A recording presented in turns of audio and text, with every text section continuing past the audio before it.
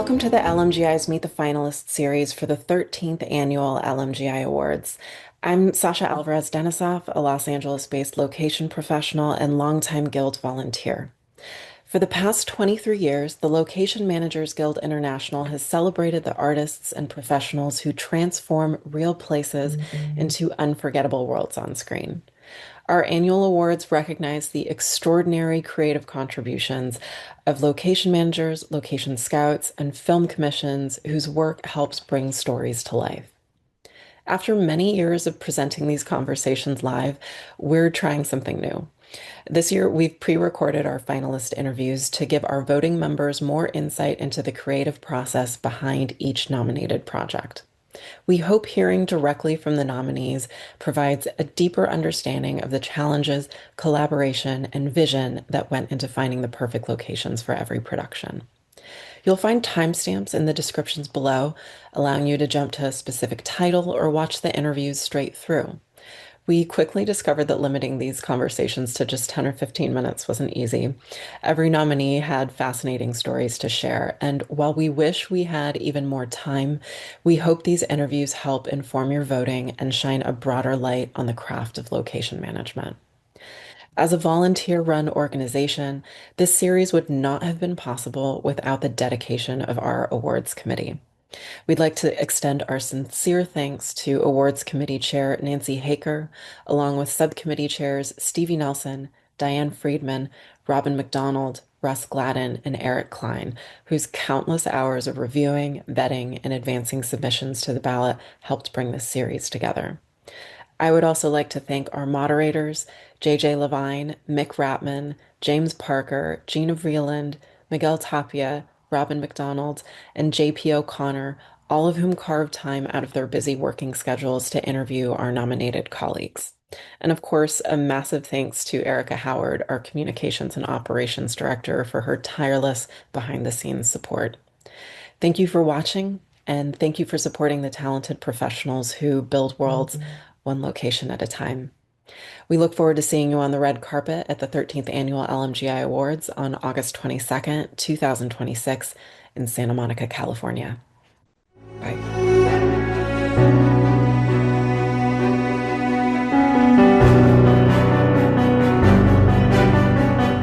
Hi, I'm James Parker, and I'm here with Naomi Liston, Supervising Location Manager for the Night of the Seven Kingdoms. Thanks for joining us all the way from London today.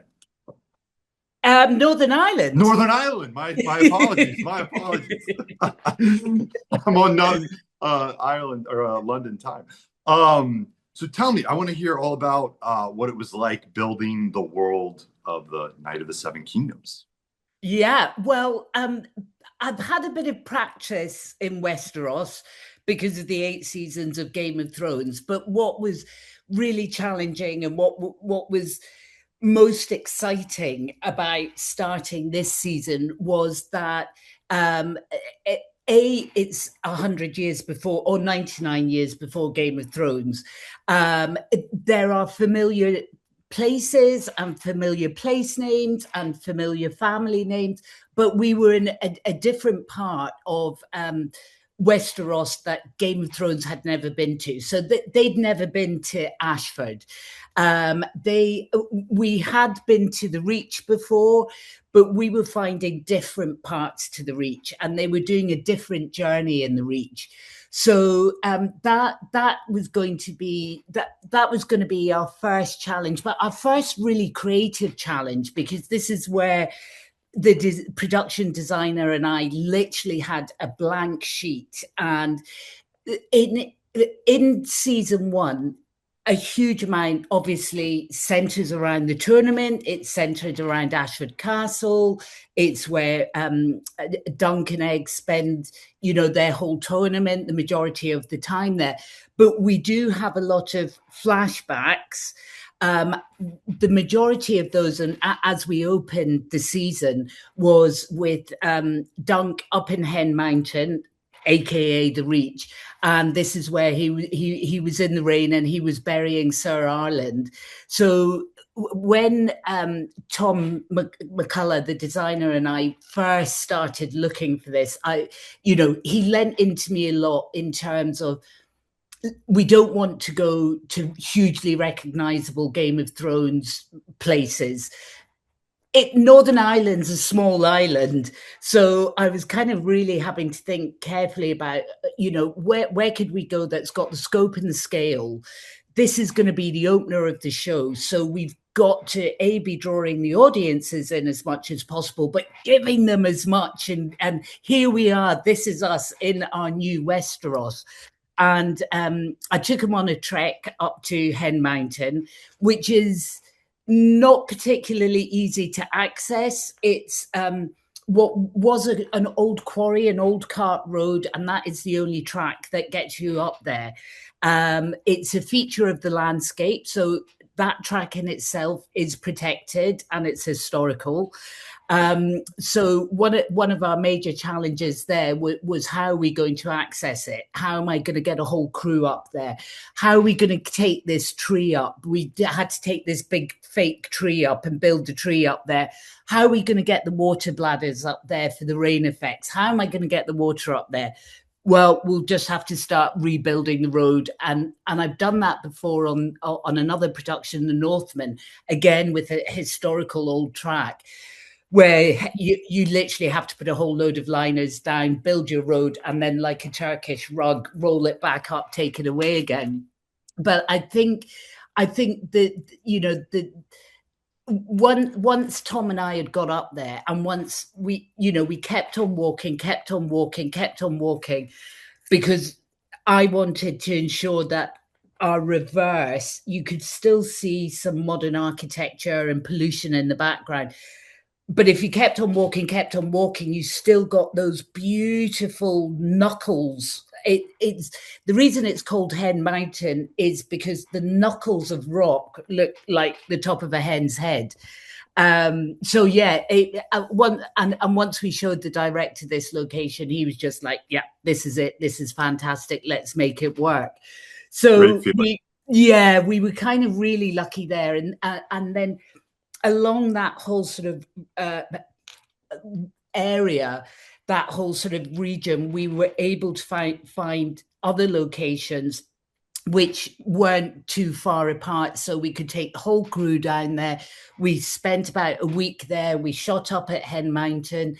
We then went to a place called Leitrim Lodge, where again you see Sir Arland and Dunk training and fighting. You also see part of Sir Arlen's journey, where he's starting to get sicker and sicker and sicker. We then took a flashback into when Dunk was following Sir Arland when he left Fleabottom as a young boy, going through the forests and the mountains in the background. So again, yeah, we kind of, that was really great to be bringing all of these new places in and making the journey and placing the journey. So it was lovely and creative for me. Amazing. Were you specifically in Northern Ireland the whole time? We were. Wow.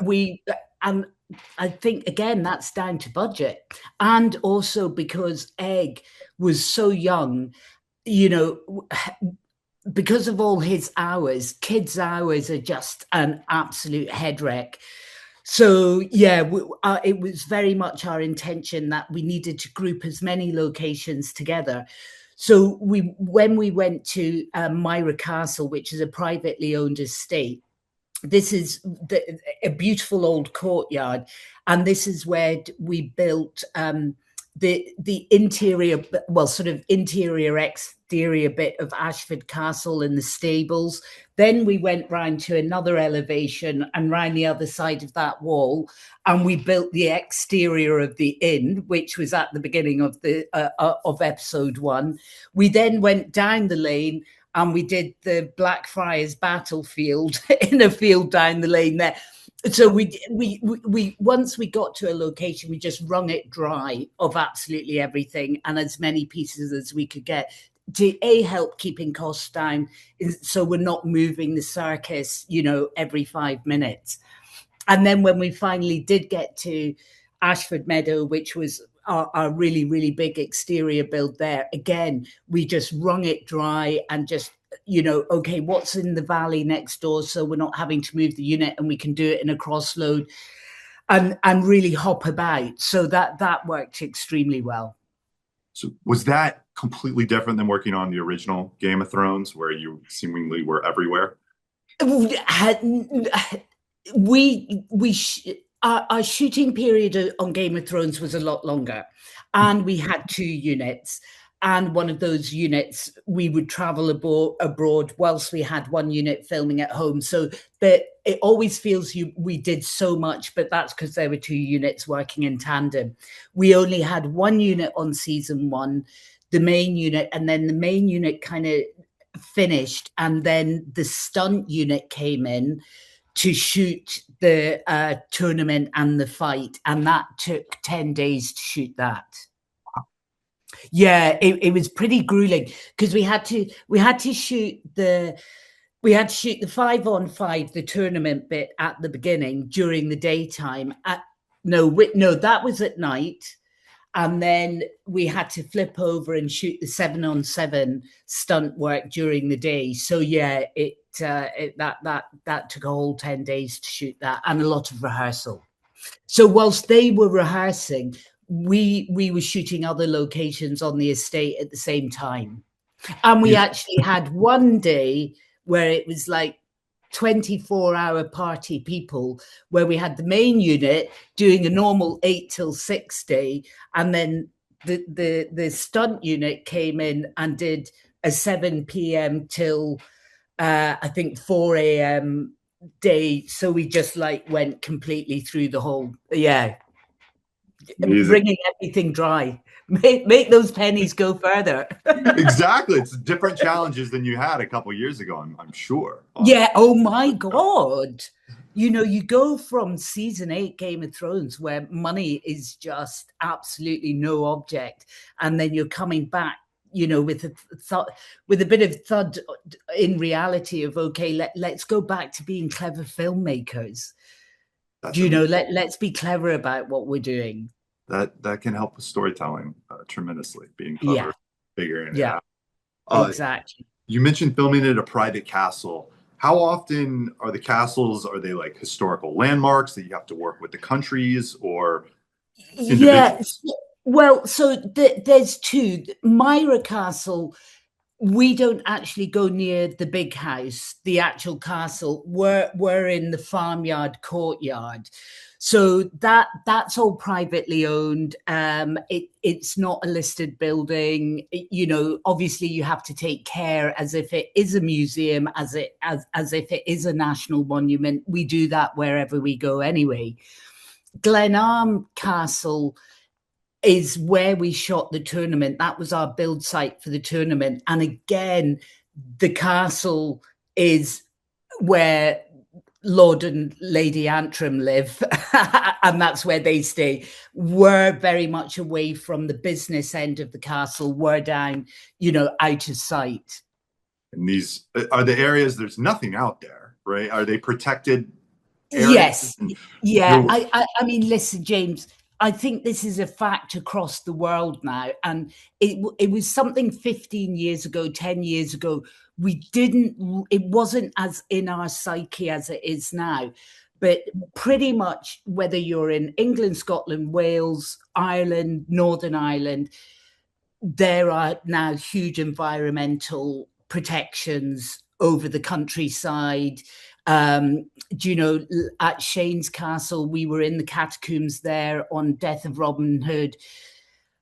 We're still a Northern Ireland Environment Agency consent that we have to apply for. I have to get Batman in to check for bats before we get a bat license.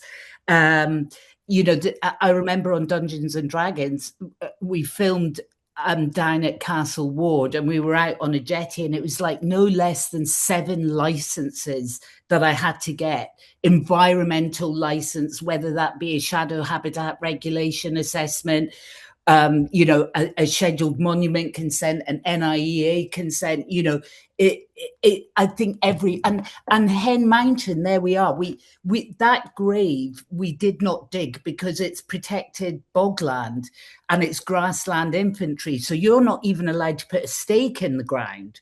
So that grave, we find an area that had a bit of a dip like that anyway. And then we had to bring our own earth in and you know, we had to cheat it. And the tree, we had to cheat that by bringing in concrete blocks. And then the sort of metal structure of the tree, we then anchored that to the concrete blocks and then dressed the concrete blocks because we couldn't anchor into the ground. Wow, you do get really creative just to protect the location. Yeah, and you know, James, I think the hardest thing is for production designers, because when you take them to a highly protected area, it means they do not have free reign. We, you know, we're not allowed to do the kind of excavating and groundworks and things like that in a protected area than if we just go to an estate which isn't protected. And like at Glenarm Castle, I was able to build a 90-meter by 60-meter aggregate pad to joust on. I was able to bring engineers in and build a bridge to get us onto the other side of the river and do more ground. I mean, the amount of groundworks I did on that estate was just absolutely I think I spent in the region of at least $500,000 just on groundworks. Wow. Wow. But to know all that and to figure all that working with the different agencies and knowing, all right, if you're going to do something crazy like this, you have to go to a privately owned area. And I think it just speaks to what we do and how important it is to have that knowledge and to know. Yeah, exactly. And you know, it really is being sensible and just going, okay, let's save the highly protected areas for something really special that is going to be two people on horseback walking and talking. No explosions, you know. And I suppose the other thing that's really good is, as you say, it's an experience thing. And the more and more and more and more you do these applications, the more you understand the language that you want to hear. Right. And I'm sure you're. Oh, sorry. Of how we're going to mitigate against, you know, 150 people trampling over, you know, these very rare orchids that only appeared every 20 years or, you know. Don't I've had that. And then you say to, you know, you say to the technician, you know, yeah, but look, that these sheep are just eating these orchids. Yeah, but they're allowed to. Right. Because that's good for the flowers. Yeah, but the sheep is shitting on them as well. Yeah, well, that's good. They're allowed to. But we are not. You can't stand on them. And you see that bit of lichen on a rock? Don't look at it. Don't even look at it. That is amazing. Well, Naomi, it has been fantastic talking to you about Night of the Seven Kingdoms, and I wish you all the best of luck. Thank you. It's going to be my 4th time. Awesome. Welcome back. So we will have just finished filming. So I'm definitely going to come out. So I'll see you all when I get out there. Might be a bit bedraggled, a bit shell-shocked. You've been through a lot the past couple of years. Yeah. So, well, we are looking forward to having you in Los Angeles for the awards, and we'll see you soon. Great. Look forward to seeing you then. Thanks. Take care.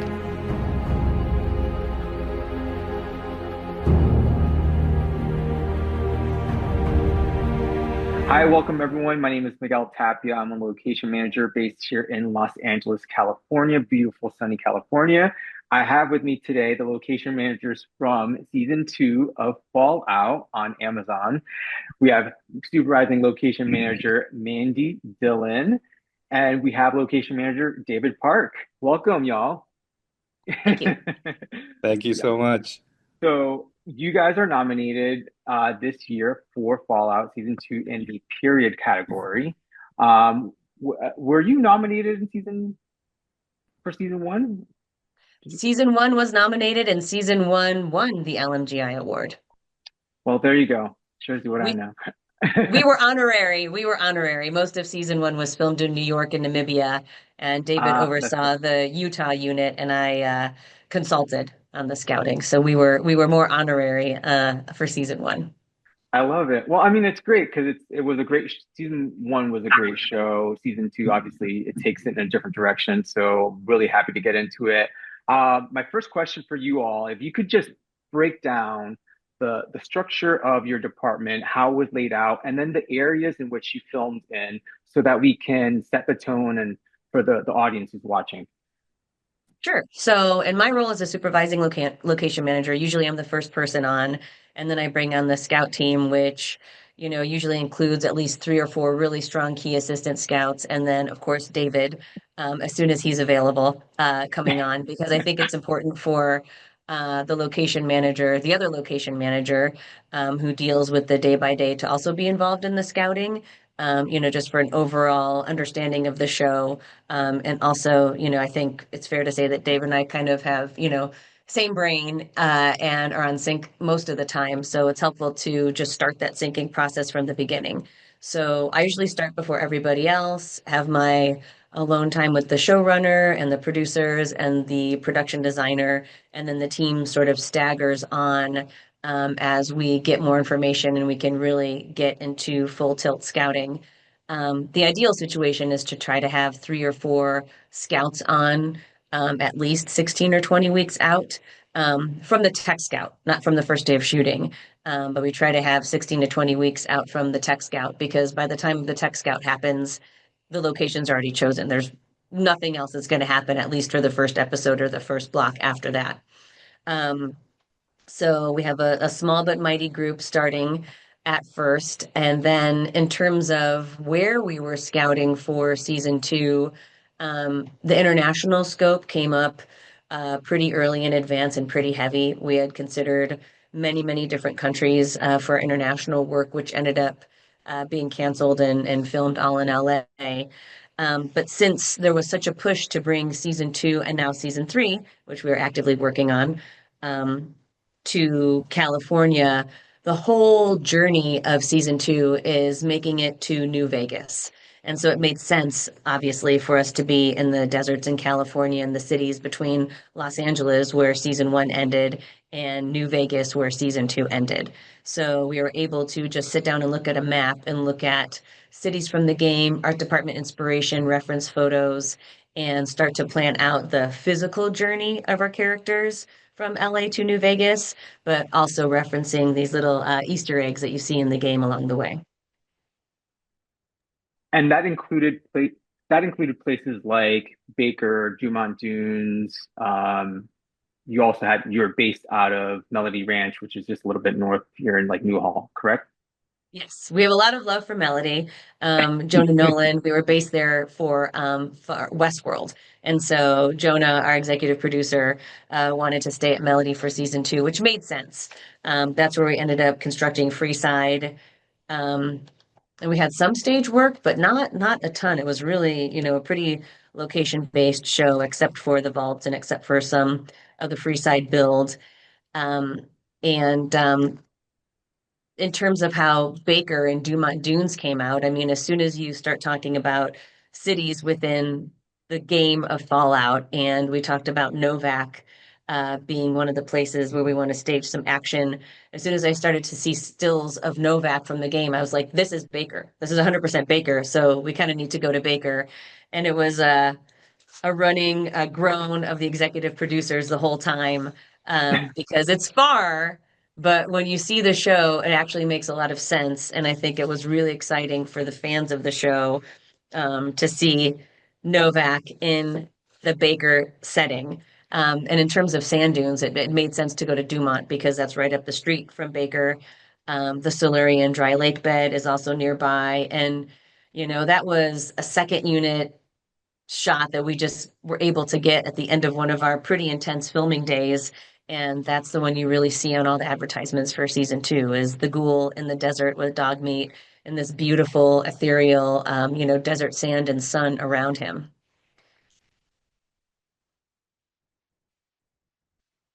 You're muted. I muted myself, sorry. Could you talk to me about the process and how it might have shifted for you? And when I say process, I mean the scouting process, how that might have shifted for you guys this season, why the dynamics of your scouting shifted or changed than how you used to do it, and then like, having completed it, what your thoughts were on that process. So yeah, definitely season Till two we Miguel went. unfreezes. Oh, sorry. Sorry, yeah, thank you. Both of you froze. Go for it. Yeah, definitely season two is the first season we kind of fully implemented the drone scouting, and all of our scouts, the keys, became sort of a requirement to have a drone and be able to take photos and videos with it.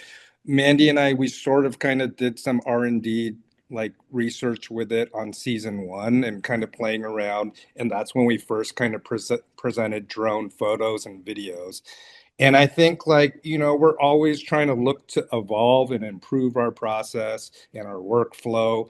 But I think with like all technology, some things stick and work and some things don't. So it's a little bit of a process before, you can commit to really implementing it in the system. But yeah, after season one, it was pretty apparent, like, especially for this group, how much it added value to the scouting process.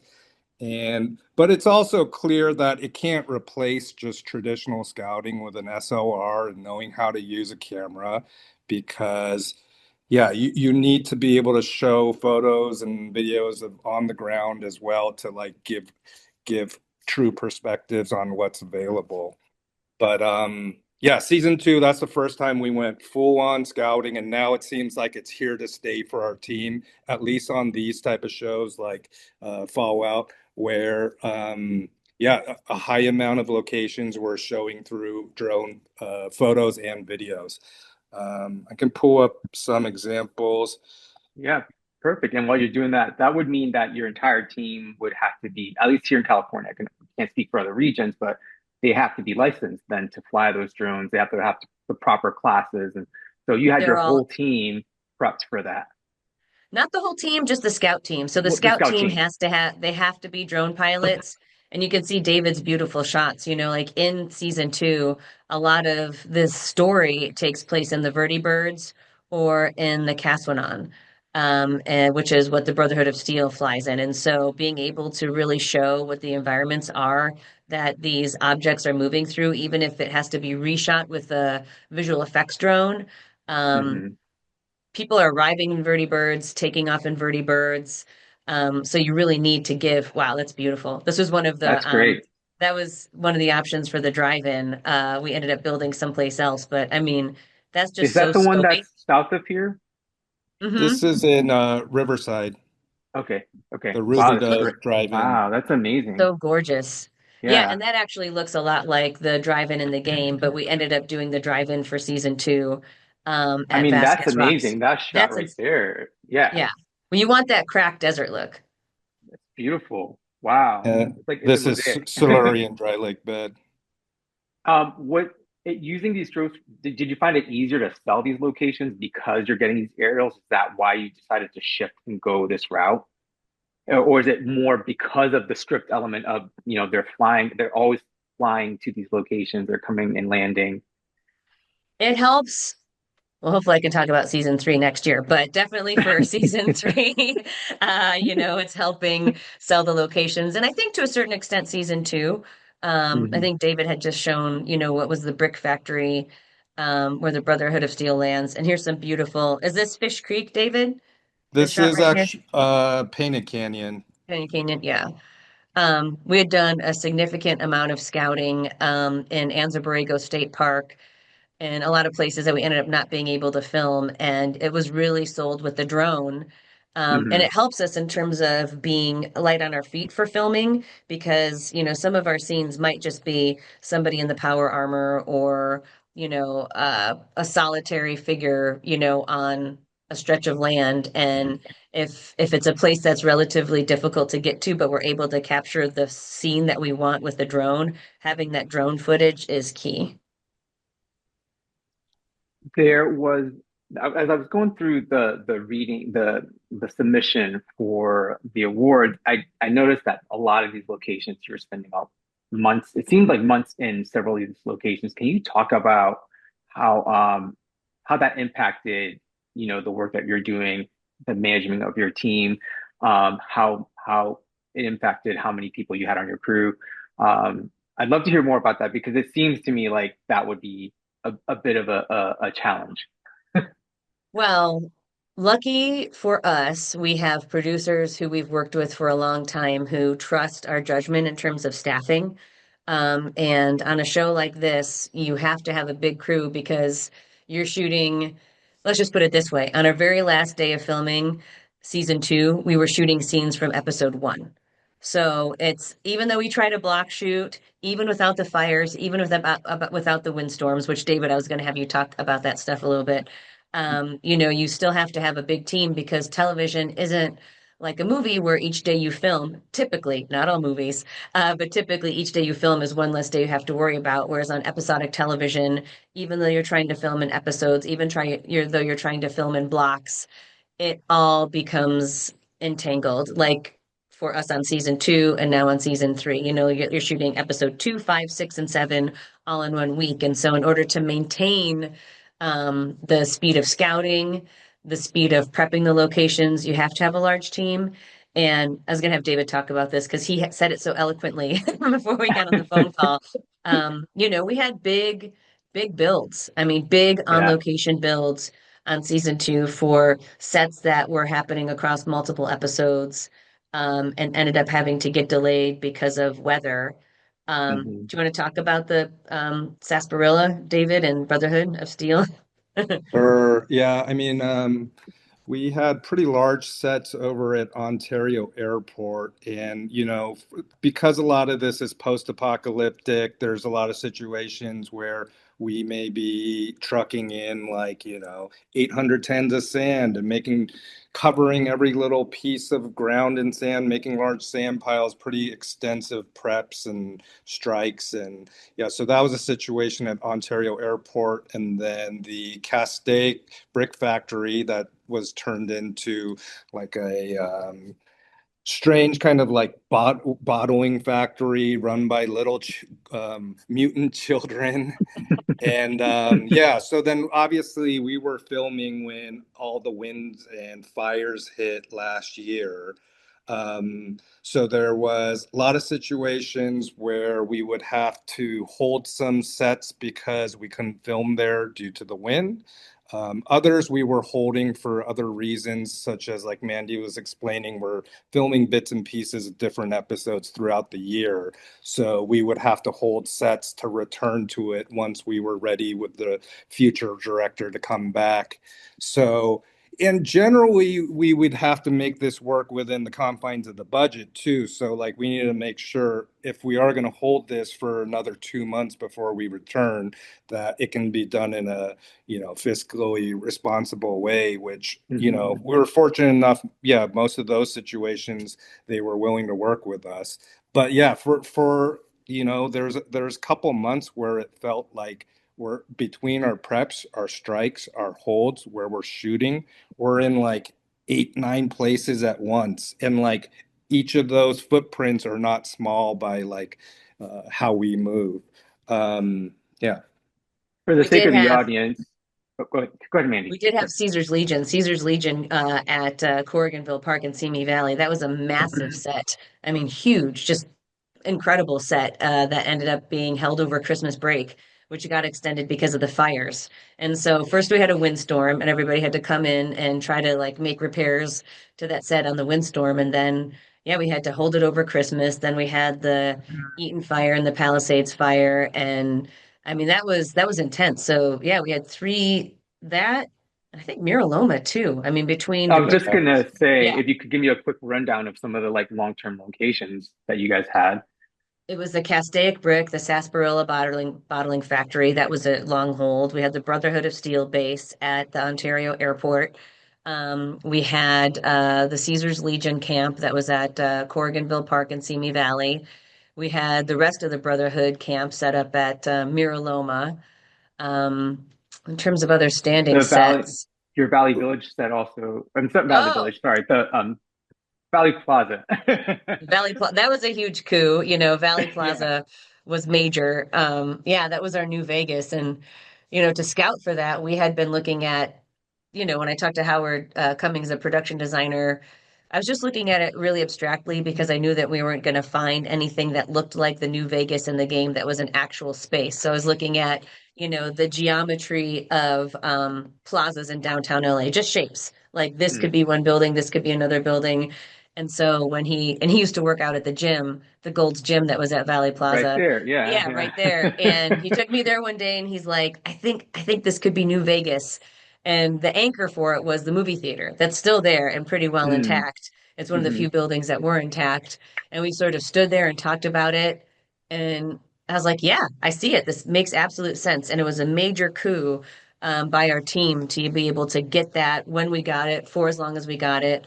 Mm. Um, and I know that you were going to ask about the Lucky 38 and the Hollywood Palladium.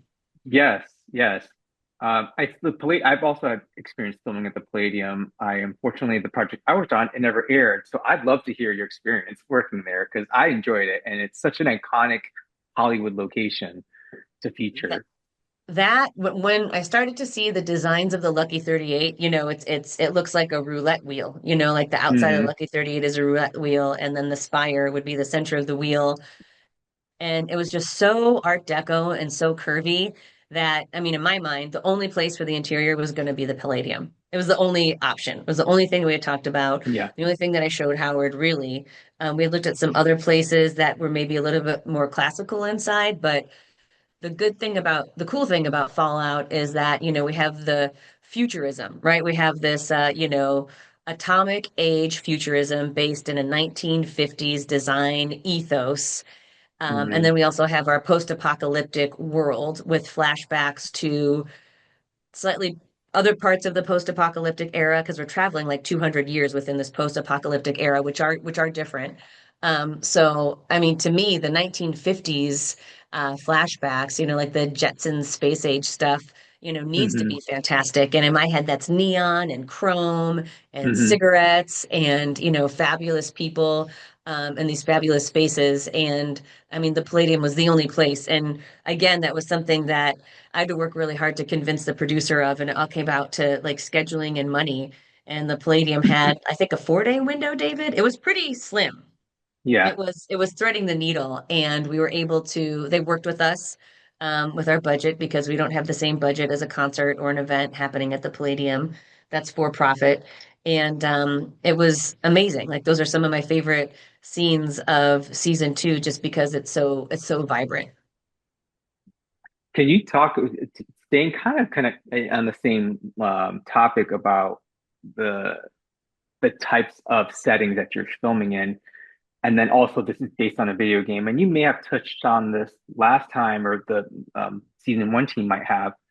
How much importance was given to connecting the game um, elements, like the physical elements, to and recreating those in real life. And obviously, there's set builds that you can do to help drive that connection. But with the locations, how much importance was given to, like, we want this to look exactly like the game, or we need it to be exactly like the game, or where's there some wiggle room with that? There's wiggle room. There's references, like another game city that we referenced in season two was Fort Gulf. Like when we're looking for outposts for people, I mean, Howard Cummings has a freakish knowledge of the game for not being a gamer. I guess that's why he's so good at his job. But, so when we're talking about like these different outposts and different areas that the ghoul or Lucy has to pass through, like where is the NCR? What does the NCR world look like? Like what are the former outposts where they would be? What are the outposts where the Legion were? So, Fort Golf was another place that we had looked at. And, the first place that we fell in love with was a closed golf course in Simi Valley that was unavailable due to impending development. And here we are almost 2 years later, and ain't no development happening at that place. Nothing happened. Yeah. So we had to pivot. We had to pivot, and oh my God, why am I blanking on the place that we actually used? Oh yeah, in Uh, Valencia. Santa Or Clarita. Yeah, I have the set list. I think Um, you, is it golf camp or something? yeah, we ended up pivoting and using a really fantastic golf course in Santa Clarita that was Oh yeah, equally cool. Sand Canyon Country San Club. Canyon. Thank you. I want to give them a shout out. But yeah, that was another place in the game. So it was like Novak, New Vegas, Freeside, Fort Golf, Shady Sands. Shady Sands was a Mhm. place that I don't know if that was in the game, but that was one of the cities that we visited. There was a pre-war and post-war version of Shady Sands that we used in season two. But yeah, so we do reference the game in terms of locations, but really the gift for the viewers is through costumes and different types of legions and maybe like a flag or something that you see in the background in art department. They start to bring in all the little treats for Yeah, the fans. to help really drive that connection to the video game. Yeah, it's great. It's really, I mean, I'm not playing the game before, but like as a regular, normal, non-gamer viewer, it's a very enjoyable experience regardless. So, and you can see that there was care given to, making that world feel like the game. Um, is there something about this process, working on this show, on Fallout, not any other show, but I'm working on Fallout 2, season 2. Is there something about the process of how you do things on the show that's unique to the experience? I'd love to hear from both of you on this. David, If there's yeah. any, David, you want to go first? Go first. I mean, I guess working on this type of project, yeah, under like Kilter, Jonah Nolan's company. I mean, it's in terms of like creative process and scouting, it's kind of a dream. And like we generally start casting like a very large net where there's very few restraints. And like even yeah, every year we're also investigating international locations all over California, outside in other states. So there's a long leash and it's just kind of trying to find cool stuff, things that fit, and not really worrying about all the like logistics and how some of these schedule pieces fit yet. And obviously, like as we start to progress, all those elements come into play. But it's yeah, I haven't really been able to work on other TV shows where it's like that, where you kind of get to run wild in the beginning. And so, yeah, that's some of the best. And then, yeah, that first month, like all our scouts are staying in hotels in different zip codes for like weeks at a time, coming back to the office and have like, 3 days of like processing and editing. And it's pretty awesome though, like each night just seeing cool things uploaded on the Smug Mug from all different places. No, it's great. I mean, I saw that in the photos that you were showing earlier that you guys were all over the place, and it's a wonderful experience. So, Mandy, what would you like to add to that? Well, I Well, feel really spoiled because most of the time I'm in Jonah land, as I call it, so I feel like I'm always working for Jonah, but I just do shows in between. So no, I mean legitimately I think it's a pretty different way of working because like David said, we have a long leash. And it's sort of like dare to dream, like I remember, I mean, just as an example, like, and this doesn't have to do with this show. This is a show that was nominated that didn't win, Westworld season three. But, like at the beginning of the season, we do sit down and it's like, where would this be? Like where in the mm, world would this be? And you just sit there and you brainstorm and it's just like, oh my gosh, that really instills in me and I think in our team, validation that, travel and curiosity and being interested in things outside the location world and being interested in design and hotels and all of these things really contribute to how we do this job on this show, because it's like, what is this cool resort where we can shoot this? Where can we shoot that? What does this look like? What does this remind you of? Things are a little bit more grounded because on Fallout, we are referencing the game. So we have all of this creative license within a certain realm, whereas another like science fiction shows that I've worked on, it's literally like whatever, like whatever makes sense for this particular thing could work. Um, mm, but yeah, I mean, for us on Fallout, we really have very few limits to start off with, and then you sort of distill that, like you go wide. I mean, I think we looked at 10 or 12 different countries last season. We physically went to one, but we had lookbooks created for all these other different types of architecture and design and storytelling. And then you look and see, does that fit in our story? Does that fit in our timeline? Does that fit in our budget? And then you really start to like get to the true essence of what we're doing that season, kind of like through the process of elimination. But it really starts with this like cool vision board that we make, like because we Mhm. start, sometimes before the design researcher, or there's not a lot of information. So we get a very vague brief that we're able to go out and just start to riff on, and it's really refreshing.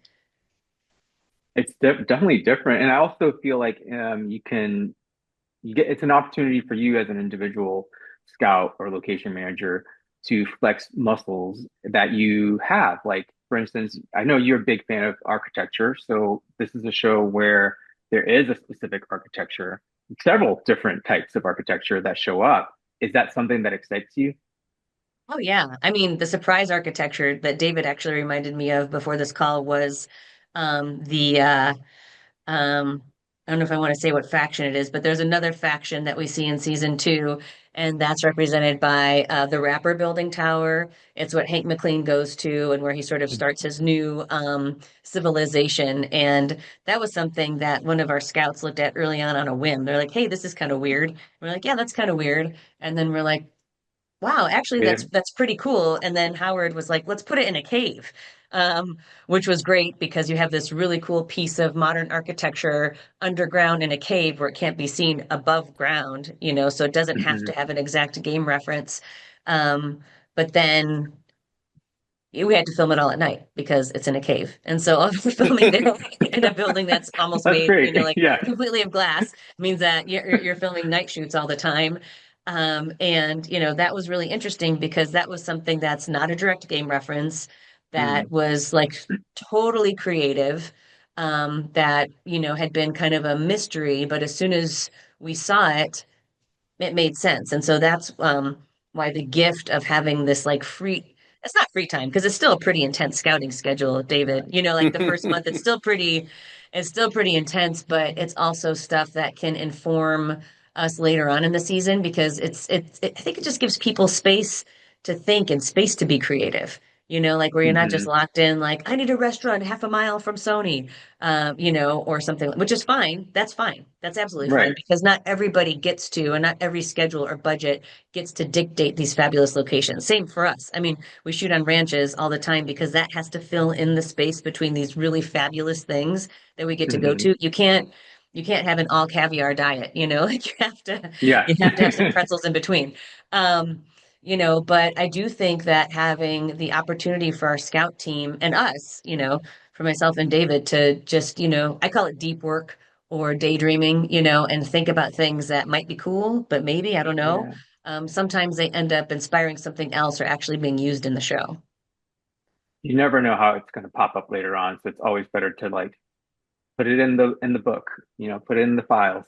And our designer Howard will remember. He'll talk to me about like 5 months later. He's like, "Hey, so that place that we went to that had this thing that blah blah blah," and I'm like, "What?" What are And you he's like, talking "Yeah, about? yeah," and he'll remember some of these really random things that we might have only shown photos of, or maybe he and I, did an in-person scout, and he'll either be inspired by it to design a set around that, or we'll end up using it in some way. Do you how much uh this will be my second to last question because we've gone over. Sorry. How much scouting do you get to do as managers? Well, I'm kind of like the And do you brain. I and yeah, like how, well, I feel yeah, exactly. Being where you are in this position, both of y'all's positions, you have a lot of responsibilities. And there's a lot of things that I know Mandy, as a supervising location manager, you have to oversee. So, do you ever get a chance to go out scouting and flex that muscle a little bit sometimes? I don't actually physically get to take photos. I do a lot of research. I do a lot of talking to the scouts. I do a lot of, discussing where we should go and ideas.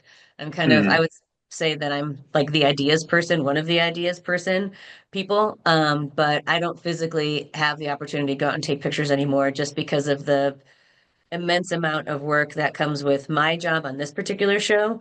I don't even have time to process the photos or post them on SmugMug. I mean, if I do, I'm taking a reference photo with my cell phone and uploading it from my cell phone, but I don't physically get the opportunity to go and do the scouting. I'll go on the design scouts and the director scouts and the producer scouts and the tech scouts. Like I'll go on Hmm. all those scout trips, but I get to say, "Hey, I remember this cool place that I looked at 25 years ago. Can you go take photos of it?"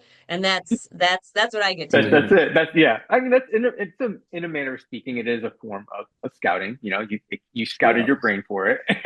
Yeah. Lots of brain uh, scouting. Yeah. yeah, there you go. What about you, Oh yeah, David? she's in there in all our little huddles and brainstorms, and everyone's just throwing out ideas. It's great. I love it. I mean, that's what we are here. We're a team, right? We work as a team. Yeah. That's Yeah, so. yeah, like I'll actually still get out and do scouting maybe the first month or two, and then as we get closer to filming, I'm not scouting so much, and then kind of looking into the logistics and dealing the day to day on set. And yeah, I know that's super like very fortunate for me because I do enjoy the scouting process still, and it's a little bit abnormal. I think there's a lot of situations a second manager may not be brought in till closer to filming. Mhm. But yeah, with this group and this team, it's pretty fortunate. I do get to get brought on pretty early on and contribute and get out there and take some photos still. Wreck some That's drones. amazing. Yeah. Yeah. Oh, wait. Did you wreck any drones on this? Long That was time ago. season one, part Okay. of our R&D. I think Oh, I I see. think Okay, got it. I think I crashed and destroyed two, and then I finished the season on my third, and then Wow. Okay. by season two, I had it all worked out. The drone school was done for me. I was good. They You live actually and had a learn. drone school when they were working at Wendover on season two and season one. The location team had like a drone school at the Wendover Air Base, right? Yeah, that's when the other Is that scouts when you there that crash your joined drone? us in Utah all bought theirs for the first time, and we started like practicing. And at that point, we were done with the scouting process, but like everyone was interested to learn and like kind of start practicing while we were there together. Plus, it's Wendover, so we didn't have much else to do. That's amazing. Well, listen, thank you so much. We did run over long on this. I really appreciate you all taking the time to speak with me, to share your experiences. Congratulations on your nomination.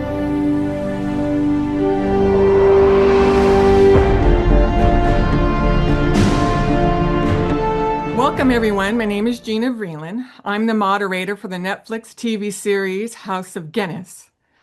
Today, we have Dan Connolly, whose credits include Deadpool and Wolverine, Morbius, The Crown, and many others, with over 20 years in the business.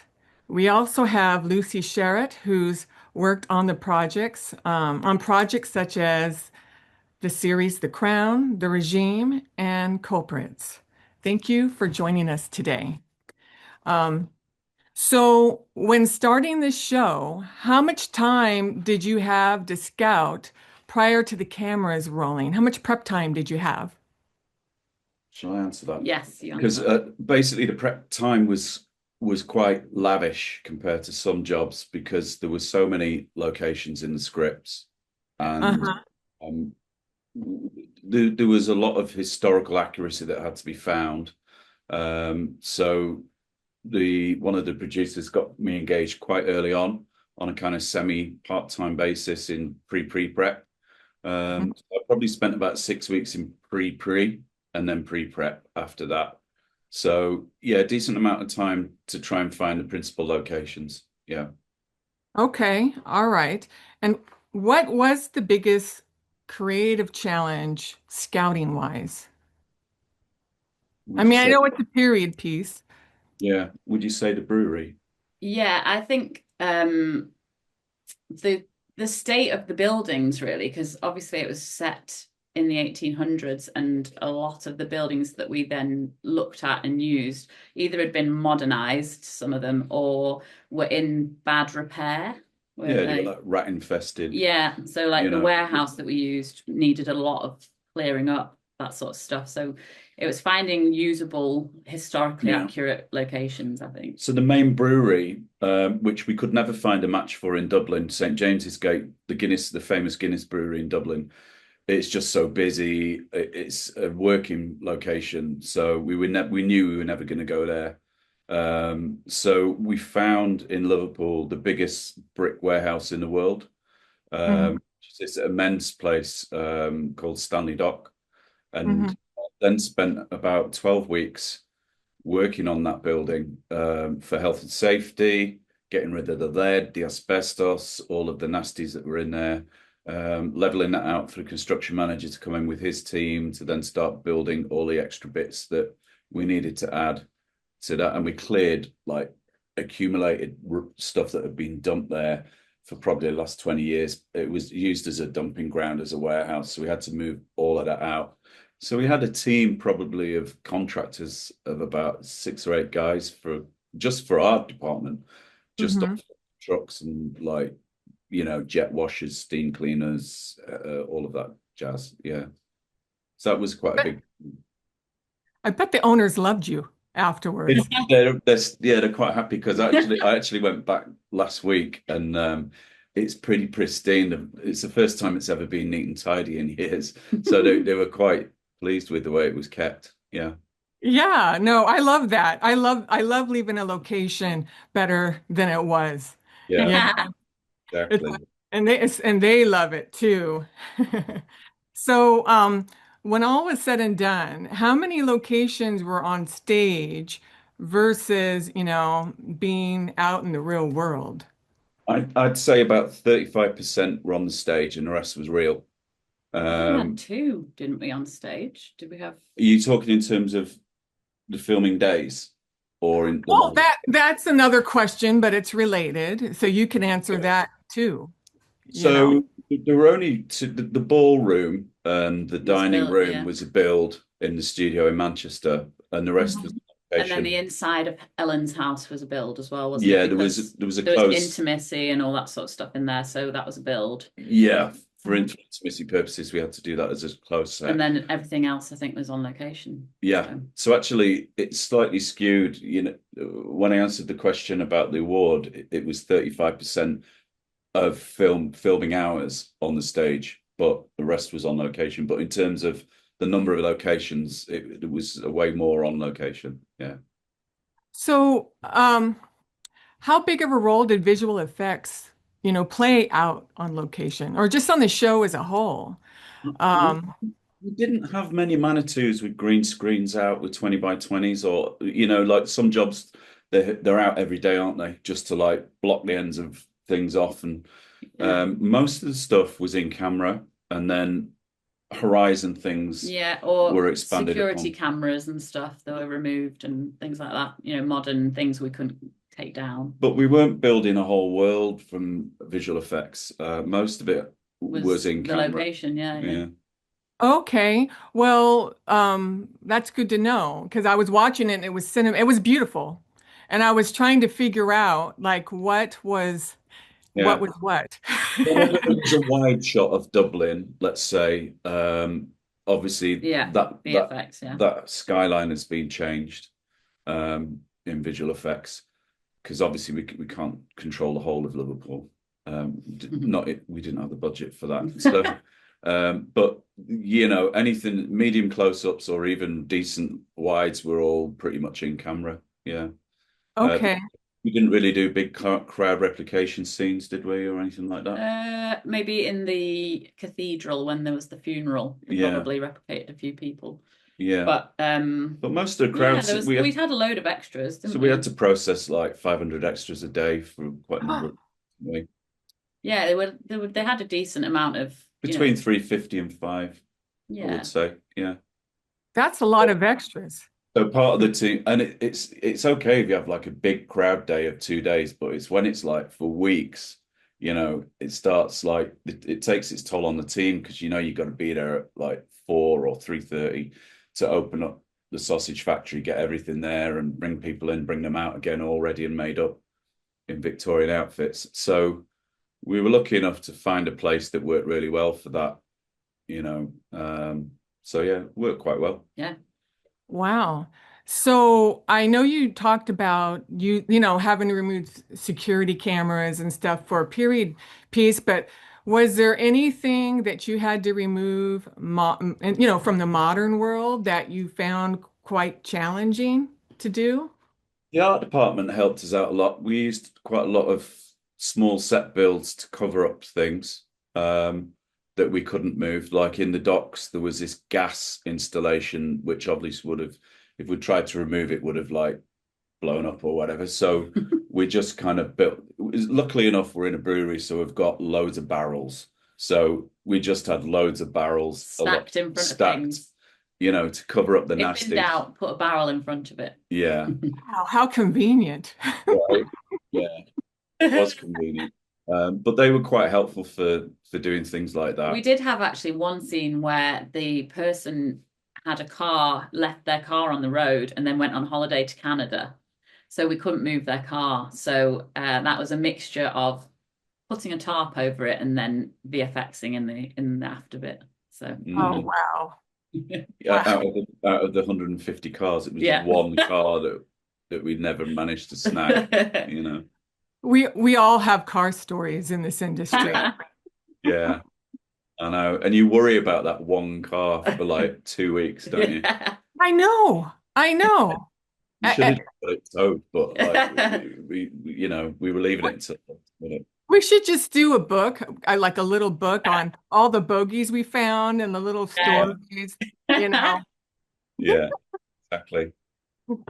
God. Were there, speaking of bogeys and unexpected surprises, although if you've done this long enough, you're always expecting a surprise, that's for sure. But was there any like challenge that came up that you had to really solve last minute? I don't think there was anything that really challenged us really last minute, was there? Possibly the road closures of Regent's Road, maybe, just because they decided to put in road works at the same time. Oh, that's true. Yeah. We had a night shoot with we had like 4 cherry pickers outside on a road that we were told was already under a closure through a different civil engineering project. So the engineers allowed us to put our cherry pickers in there. And then we got there 2 days before and they'd already finished it. So the road was open again and we had nowhere to put our machines. So we kind of had to be creative there and find very last minute positions and get all the licenses and stuff put through by the council quickly and all that sort of stuff. Yeah, I guess it works the same in the States. When you use cherry pickers, you need an individual license for each one, wherever it's plotted up on the road or the street, right? So, so that was a bit of a scramble. Yeah, we got there in the end. Yeah. But that was the only real banana skin, wasn't it? I can't think of anything. The rest was just the long slog going through all the intel that we need to make sure that everything's there for the shooting. Because the shooting crew arrive and assume that we're just the captains of the hide and seek team and we've been doing nothing for weeks, and then. Actually, it's the opposite. Once they're there, we're moving on to the next day and the next day and the next day. So yeah, that's the story of our lives. No one really knows what we do, but we're fixers. I wonder whether that's a good thing, though. Sometimes, if they don't know what we do, they don't know how to make us not do it or do it. So, there's a saying I like to say sometimes: if you do everything right, no one knows you did anything at all. It's like a magic trick. Yeah. Oh gosh, we're running out of time here. Oh no, I really don't want to. I wish we were, at a pub with some discussing. I wish we could go on forever. And so I guess I'm going to have to wrap up with these few questions. First of all, is there anybody that you want to, give a shout out to that really helped you, make things happen on this show? Well, the whole team that we had a team it varied, but it's usually between 9 and 12 people, wasn't it? Yeah. And then, the two councils that we deal with quite Yeah. a lot, the film officers, Liverpool and Manchester. Liverpool and film. Manchester particularly, are really flexible. They're brilliant. They're really good. They let us do, so big shout out to them for their film friendliness, for shutting down streets in the center of the city for days and days on end, so we can dress in horses and market stalls. The whole New York bit was in Manchester, so that was helpful that they did all that for us as well. But yeah. I know that we only scratched the surface, and there's a lot more to discuss. Yeah. And hopefully you guys come down for the award show and we could talk more about it.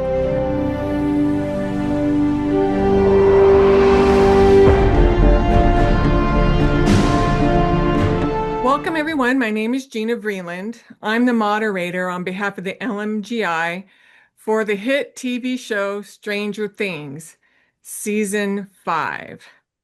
Today we have Supervising Location Manager Tony Hawley and Location Manager Kyle Carey.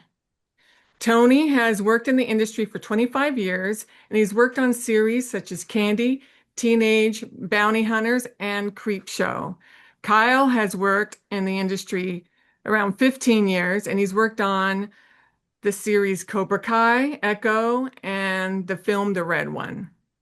Anyway, thank you for joining us today. And we're all here because you both worked on Stranger Things Season 5. This series has been a huge hit since the very beginning, since Season 1. And the acting's really great. The story is fantastic. But what really shines through is the 1980s time capsule. When you watch it, you're really immersed into that world.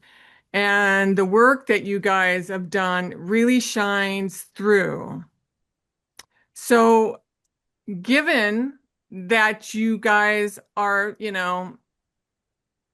have worked, because I guess the series is done now, have worked on this, time capsule, what was your biggest challenge scouting wise in Season 5?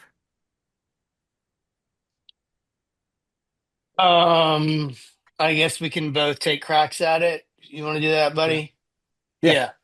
I mean, the good news about a show like ours is, once you sort of, set the foundation, aside from a show getting bigger and more complicated, a lot of the heavy lifting has already been done. Like we built the world in Season 1, and then we just sort of stacked a little bit on top of it, 2 through 5. So I wouldn't say that it was any more challenging than any of the previous seasons, at least not maybe, any more challenging than in 4. Because once the show got to such a enormous size, it was hard just to make it, but it wasn't so much hard to find the pieces, except when it came to finding the other world when we had to go into the upside down.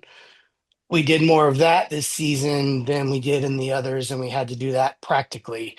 So that was pretty challenging. But I'd say, by and large, when it comes to some of the, pull off the shelf stuff, we had a massive library that we built over, the previous 8 years when Season 5 started. So When you were scouting, tell me about the challenges when you were scouting for the other world.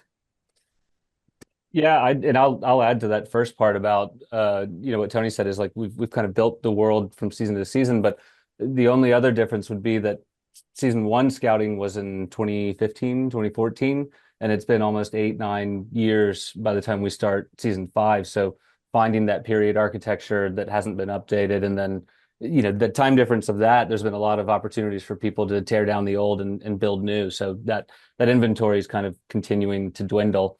And then as far as the upside down, I think the scale of the show in general has grown season to season, but we kind of established in the fourth season a very large kind of ambient scale to the upside down with large scale lighting that's not really sourcey or anything. It's more flat, so that anything that we were doing that required upside down filming required really large scale lighting. So it was finding the right location to put up nether for hundreds of feet through the woods, but then also being able to light it with the scale of cranes and things like that, just kind of added to it on top of it.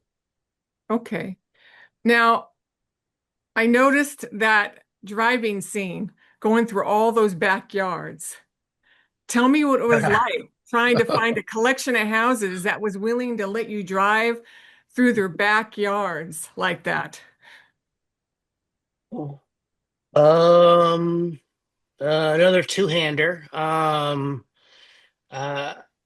that was probably the most difficult location on the show, personally at least.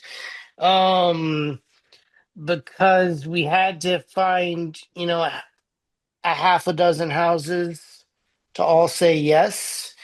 And in some respects, that was pretty simple to get the buy-in. The real challenge was the final house where we actually drove out and ended the scene to get back onto the street. Um, from a location owner perspective, that one was touchy, shall I say. But we again we had this world that we sort of set up 8 years ago. The brothers really like sort of power lines and open vista, from a suburban neighborhood perspective. So we had a general idea of what they liked already, even though we did some economic strata location house scouting from very poor up to the mayor's house and very wealthy with the Turnbow house. We still had a pretty good idea of like geographically what they would like. It was just a matter of getting those yeses. And we had to, like we always do, we make a mountain out of a molehill. So it's not just as simple as taking the car and driving it through the yard. Well, we had to pull fences, and when we didn't have fences, we had to build a fence because we wanted to blow through a piece of fencing, but that wasn't the fencing that was already there. So we had to pull the existing fence, put in a fence that we could easily break away, and then put some playground equipment that we could explode through as well. Just not creating more work necessarily for us, but every location we ever went into was kind of enormous, from a lead, and just it became its own set piece, just like any of our stage sets were. Um, so on one hand, it was pretty easy, but that particular location was difficult because of one homeowner And I for think from me. the scouting side, I think it was Erin Fuller that found that location that we ultimately shot, and she started Yeah. focusing on gas lines that would kind of give that long stretch of backyards. Because in Georgia we have a lot of trees, but to get that full stretch of what was ultimately, I think, 6 backyards that we drove through and then back, she kind of started focusing her efforts on that, which was in line with what Tony mentioned in terms of the power lines cuts and things like that. And then also, again, needed the other side of the easement to, because you have a quarter-mile run to drive that you have to light as well. So I think we had 10 condors positioned in various backyards along that entire run as well. So we needed not just the space of the set, but then the space off to the side as well. Wow. Yeah. I, I enjoyed watching the show, and particularly that part, but I remember seeing that all those fences like being driven through. I'm like, oh, that's a lot of work. I have a great picture of the garden gnomes that we kept driving over. That Oh, was one of really? my favorite set dressing details. Yeah. Oh, save those. Oh my Yeah. gosh. Oh my gosh. Let's see. So, given so were there any other logistics that you had to deal with, given it was a period piece? I mean, obviously it's in the 80s, so power lines existed then. But were there any other things that maybe you needed to like swap out, like parking meters or maybe signs that, didn't quite work for the 1980s? Yeah, I would say pretty much anywhere that we go, there's going to be something, because mostly because we're anticipating seeing 360 no matter where we're filming. So even if you find one house that is a perfect time capsule, if you turn around, you might have something else, across the street that's not going to work, even if it's cars parked in the driveway or whatever. But pretty much anywhere that we shoot, we're expecting that there's going to be signage that has to be removed. Something that has to be changed, that wouldn't have existed then. I think satellite dishes are always being taken off of houses, and that's been a constant throughout every season. But it's Street a lamps. oh, yes, yeah. I mean, Um, every street lamp in Georgia just about at this point is LED. So Hmm. there's no sodium vapor left anymore, and there was at least when we started the show. But we'll find a dead neighborhood where there's a bunch of old, Cobra heads, but we'll also install a bunch of Cobra heads and stuff like that everywhere we go. We had to change something. yeah, and so much of the season taking place at night or in the upside down, street lamps were kind of our main source of light on so many of our driving scenes, things like that. So there was a big budget for putting up Cobra heads. Good. Well, I know that there's a lot more to talk about, but we're out of time. Um, Before we end, is there anybody you'd like to thank for helping you make things happen? A government official, somebody on your team, anything? Tony, you want to go first? No. Let Okay. me think about that one. I'll say we had two incredible location scouts on full time. That's Aaron Fuller and Renee Brock, who are outstanding. We had a team of I counted before this 35 people at our largest, between main unit and tandem unit and stunt units and VFX units. So that really was a group effort from every single person on the team. And I wouldn't have done it with anyone else. We had a blast working together. So everyone that we worked with was incredible. Well, Kyle and Tony, thank you so much for joining us today. It's been a pleasure talking to you about Stranger Things.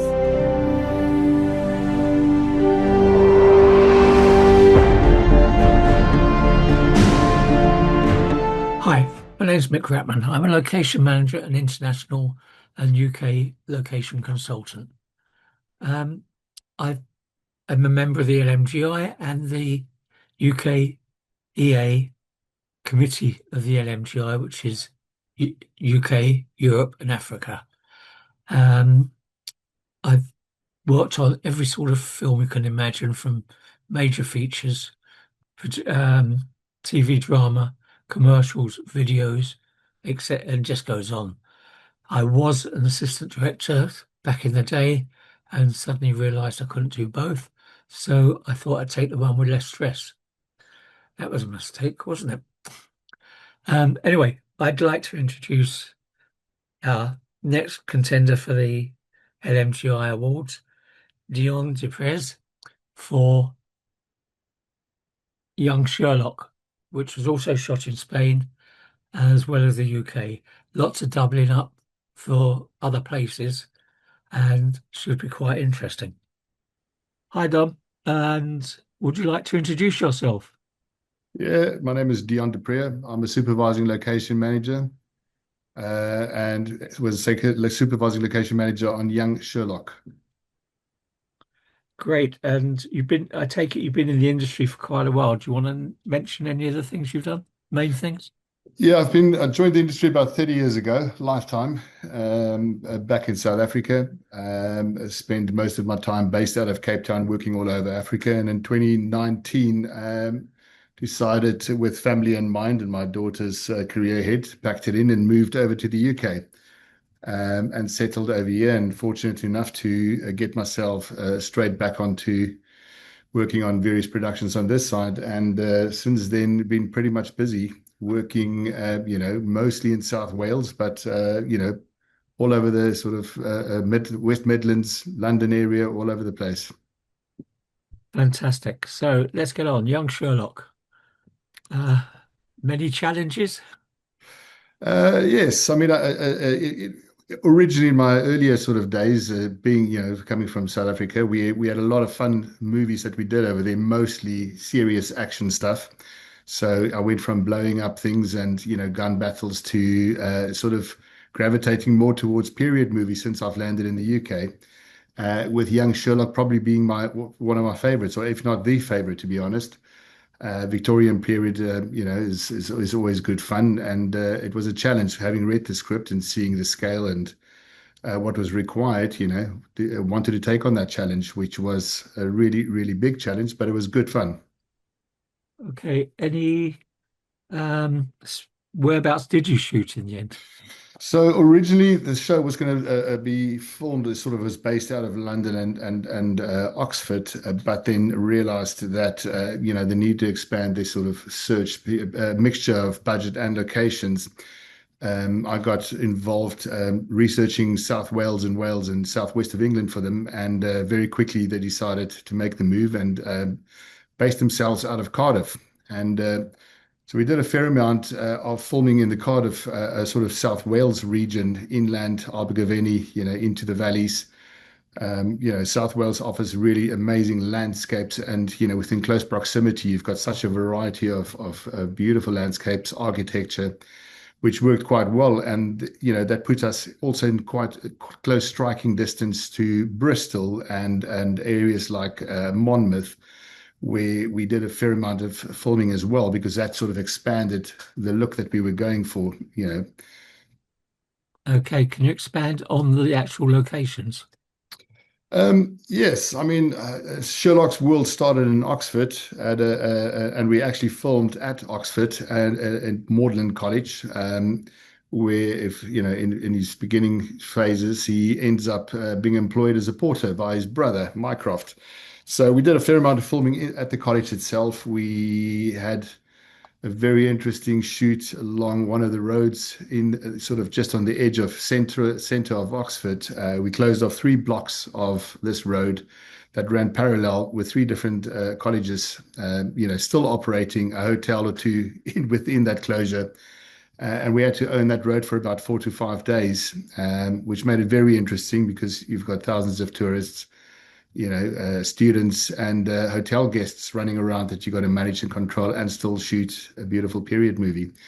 From there, we ended up going to South Wales. Appleton Manor, the family home, is a beautiful mansion called Llanfihangel, based sort of situated just about outside of a village called Abergavenny. Spent a fair amount of time over there establishing the Appleton sort of, the Sherlock Holmes family story. And from there, the journey begins, and it became a lot of travel for him. Took him via all sorts of interesting spaces and places. Okay. And obviously there was some stuff shot in Europe as well. I believe Spain, wasn't it? So, Yes, his journey, following certain clues, takes him from the UK to Ottoman Istanbul. He ends up in revolutionary Paris during the sort of outbreak of the revolution. I think Irene and her team in Spain did an amazing job with what they delivered on that side, giving the show a seriously spectacular scale. and what was the most creative thing? Was it the um, mine area that you had to, um, sorry, space? Just a minute. No, that's all right. Okay, let's start again. Yes, the mine area in Turkey. I understand you shot in Wales. Is that correct? And can you expand? No, we did a combination of stuff over there. The actual mine itself was done in Spain. It was a really amazing location. I actually do know it and familiar with it.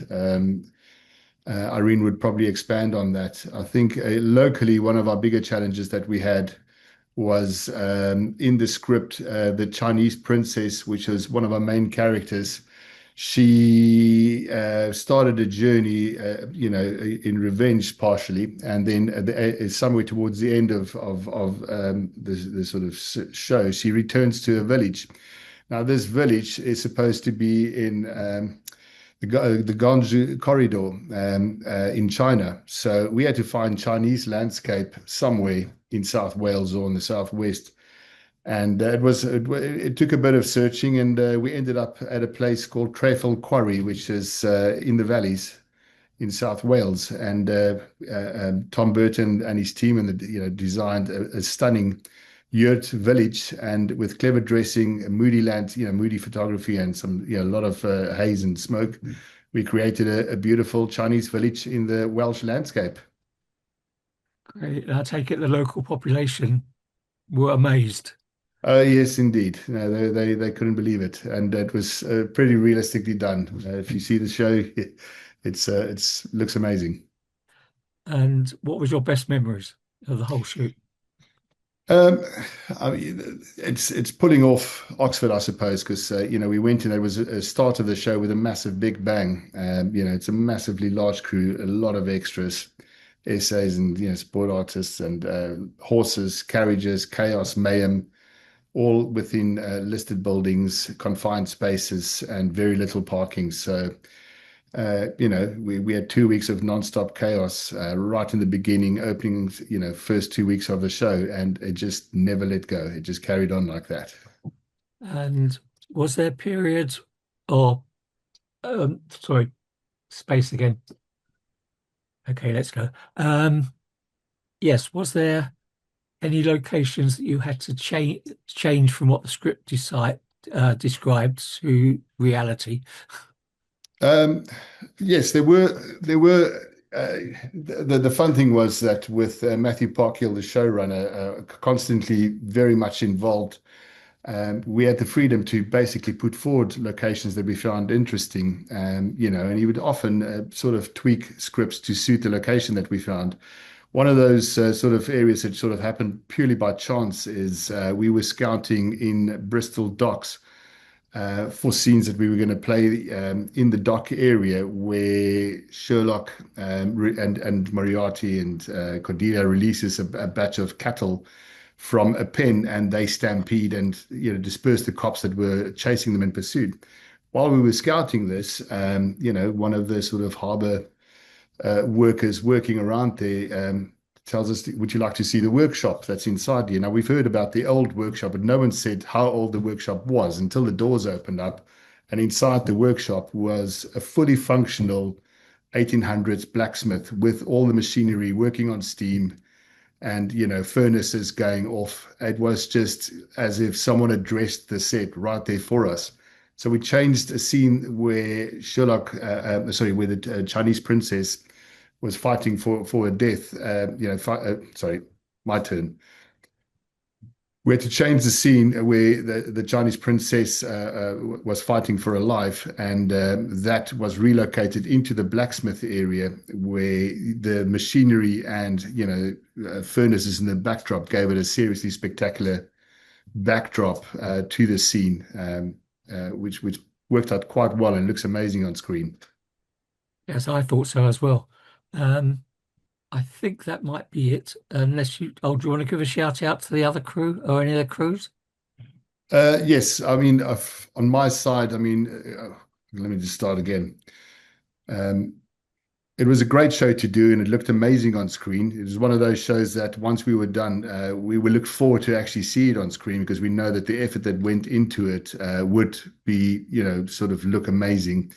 But none of it could have happened other than with the support of our entire team. And I had an amazing group of location managers, ALMs, location assistants, even the marshals, all chipped in to try and give the utmost best for the show. So a massive thank you to all of them. And the same for the Spanish crews. Yeah. Okay. And having seen the final result of what Irene and an amazing team pulled off in Spain, that too, you can see that they put a lot of effort into it and gave a scale to the show which it deserved.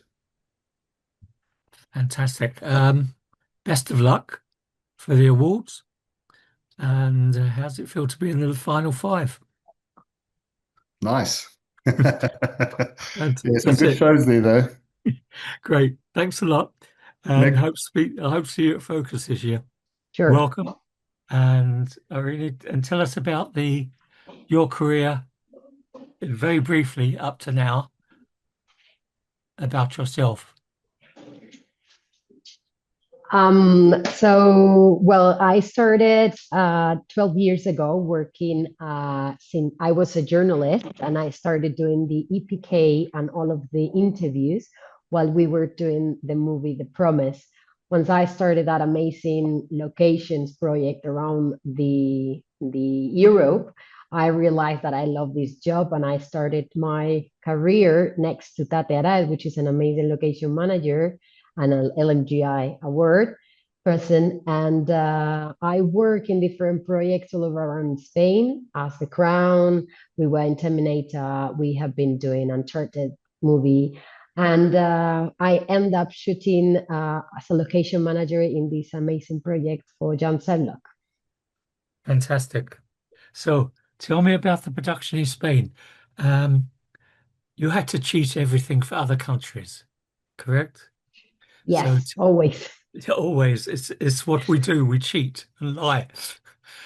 But if it tells the story and we're creative about it. So let's just run through the number of different countries and different locations you found. Sure. So when we started with this project, we needed to recreate France on the 18th century. And also we trying to find Budapest on the area of 1834, 45. So it was a really challenging one because we were trying to be focusing just one region of Spain. In this case was the south of Spain. And we were able to find everything in just 300 kilometers around. And it was really challenging, but we were able to find the architecture and the landscapes. Okay, around where? Alicante or? Around Andalusia, all of around Sevilla, Cádiz, and Huelva. Great, fantastic. And what were the locations? Was it just Budapest or other things? We were in Paris and we recreated, for example, we were based in Cádiz and we recreate the barricades. It was in some beautiful streets of Cádiz, also some cafes. And we also recreate the train station that was in a expo, really big building in Sevilla, which is the casino.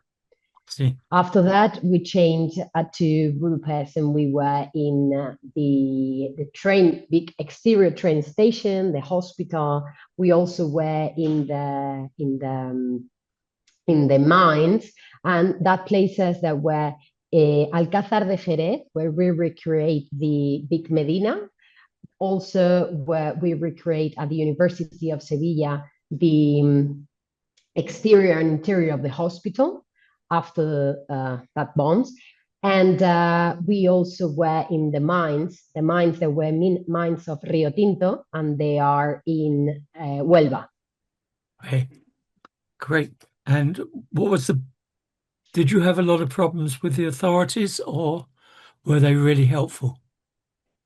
Just the opposite. We're really lucky in the south of Spain. We have an amazing film commission and an amazing film offices in the different cities. Once we appear with the project, we had Cádiz, Sevilla, and Huelva helping us from the really beginning, and they allow us to block a lot of streets for weeks and weeks, helping us, and also just not the authorities, even the neighbors and the people around, they were super helpful, and they were trying to help us as much as possible with the project. Fantastic. It was great. Yeah, it's really good when the community joins in. It's not always like that. Says no, or it's too early. Yeah. And what was the main creative thing you had to do for the locations? The more creative one, it was to trying to find Paris of the 1836, 1840s in Cadiz, which is a city that it always gives us the opportunity to recreate many different types of cities. But in this case, for these barricades moments with everything quite destroyed and even the atmosphere of the walls of the buildings and everything, it was really specific. So it was a really challenging, but with Tom Barton, who was the production designer, we were walking around a lot of places. We started in Barcelona and we end up in Cadiz. So from the really north of Spain until the south, we were looking for the places, and then up in Cadiz, where we found the perfect corners and the little streets to recreate all of that beautiful Paris in Cadiz. Fantastic. And did the script have to change for any of the locations because it just wasn't there? Not really, because we have a little bit of fiction. So they were creating a little bit. It's a TV series. So we got the project once they shot already in the UK. So they used to do that type of things. So when we came in here, we received the scripts and we were just trying to find the best location for that, what it was wrote in. That's great. And I'm just trying to think of another question, which is good because this has been really good. So a big shout out to the crew, to your location crew. Was there anybody there who did a really fantastic job for you? Yeah, I think it's really, they need a big clap for the people that were in Cadiz, because they didn't have a lot of time. And Merichel, who was the person in charge for everything, she was able to control more than 300 neighbors, locals, and people in less than a month, which is a really challenging and an amazing job from her side. So, yeah. Who was that? She's Mary Chell. I will write you the name if you want. Okay, so cool. you can have it. She was the assistant location manager in charge of all of Cadiz. That's fantastic. I think we're going to stop it there. Unless there's anything else you want to add. No, that it was a completely pleasure to work with the entire crew from the UK part. They came into here and they were fantastic and were really professional people. So it was amazing. And so are you lot. Also, you in Spain are pretty professional these days. We're trying to do our best. No, you do. Anyway, hope to see you at Focus and all the rest of it. And if you can make it, fantastic. And otherwise, ciao. Ciao, ciao. Thank you very much and have a lovely day. And you. Ciao, ciao. Bye-bye. Bye.